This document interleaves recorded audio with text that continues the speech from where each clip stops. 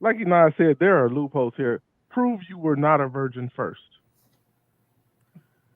Well, I Like actually there's just saw that they have what's called hymenectomies or something like that, where they can literally, what is it, hymen, I don't know how to say the correct term, but they basically redo your hymen. So for oh the Jesus. purposes of making it But appear that even that is has documented, sex and that into can it. be brought up in the court of law. Anything that's surgically done to you is still documentation, and so they're gonna find out. If you have a great But attorney, isn't they'll that find out. private? But the hymen is No, not an accurate depiction of whether or not a woman is still a virgin or not. Like if you're an equestrian, if you ride bicycles, if you've used tampons, like there are so many other. Some women are born without one. Some women it just naturally deteriorates over time if you haven't engaged in sex after a certain age. Like there's so many factors. Like you would have to run through that woman's history and find that she hasn't actually slept with anybody because it just isn't the hymen's not an accurate depiction of a woman's and Yeah, chasteness. some women but haven't How been. bad? honestly, How, that is still, even to this day, sometimes some cultures still use that as a proof. And that was what I was reading when it was saying about the hymenectomy, or however you pronounce it. That is purposely sometimes why women get it done, is because of cultural and religious reasons, where in some cultures and religions you have to prove that you're a virgin once you have sex, to prove that there's like blood, on it and sheets and stuff like that, which is kind of crazy. Do you But think that's grounds for divorce? If what? someone got a hymenectomy thing and tricked you, like, cause you would that be like theft by deception? They stole a marriage. I Yeah. guess in that culture, if that was the rules and the conditions under being married, yeah, I would think so. I think that anything, if you're going to pull that card, then anything that's deceptive on all levels should be a crime. How about that? Not I just see that. where you're going. I see where you're going. So I if you see where want to you. pull that card, then I it see where all you're should be a going. crime. I see where you're going. All right, y'all. New video. What are your thoughts? And that's why it's always a big difference when a black man dates interracially than when a black woman dates interracially. Because black men are the ones that are choosing. They're the ones that are picking. If a black woman is waiting to be picked because that's our role, we are not chasing men. Men are going after us. If you're waiting to be picked and black men are not picking you, you are going to go to a community that is picking you. Let's say that we already know that the number for marriageable black men is small. And then the number that you do see are overlooking you because you're dark skinned, I would date white guys. Are you kidding me? Because I want to get married. And we already know that white men do want to get married. A lot of marriageable black men don't even want to get married. So the dynamic is very much different. Picking and being picked, two different things. I hate it, but I can't be mad. So what are your guys' thoughts on that? I think the propaganda has been won. I think that it's successfully the 5-year plan has been completed. First, the Little What's the Mermaid, 5-year plan, then Marcus? Bridgerton. Elaborate.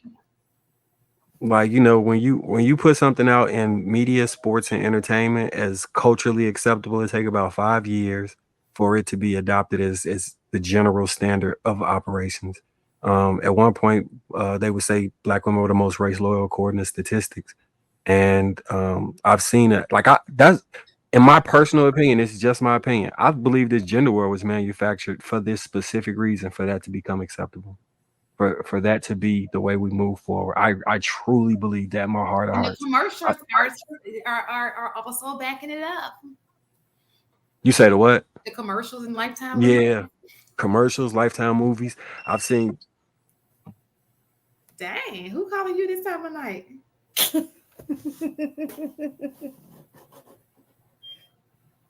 It's a booty call. I'm just like, I'm joking. Anybody else want to give their input on that?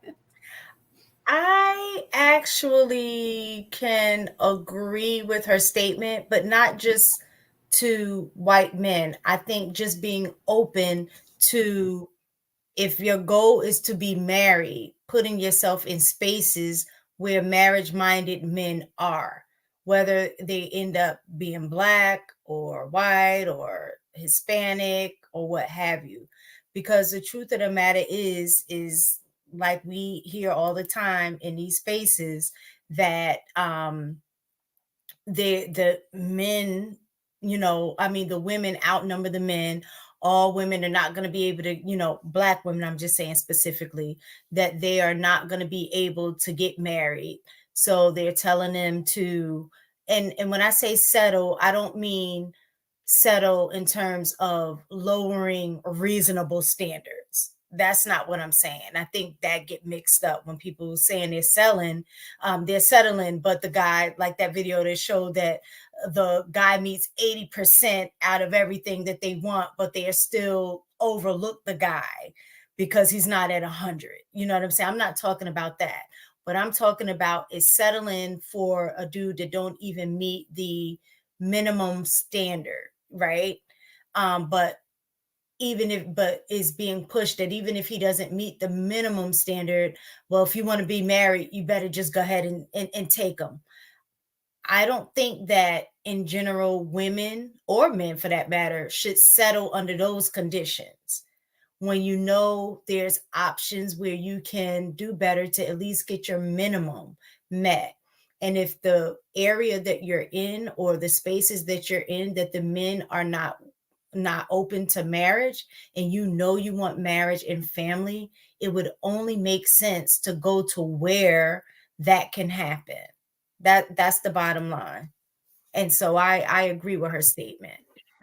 And I also think so. I've seen this thing in regards to it's this thing called looks maxing, height maxing, weight like race maxing. And they the white guys have said on this particular platform that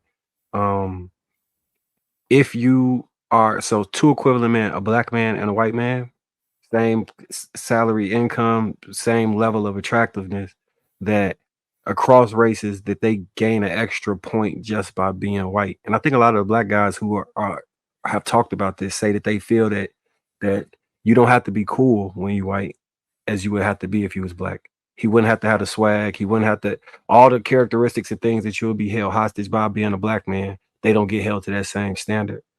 And I think that's part of propaganda, but Yeah, well, I think the expectations are different. I think when you're looking, for me, I think it's cultural. I'm not going to look for the same thing in a Black man that I would in a white man, because I think culturally I wouldn't even expect him to have it. Like, I wouldn't expect, and I know this is stereotype, so I'm going to just roll with the stereotype. I wouldn't expect a white man to be able to, let's say, dance on beat, right? You know what I'm saying? That's a stereotype. It's just a stereotype. So if I went to the club, I'm going to overlook that because I already have the expectation that he's not going to be able to do that. You understand what I'm saying? So when you already are dealing with certain expectations based on what you think certain races are, you are going to move different.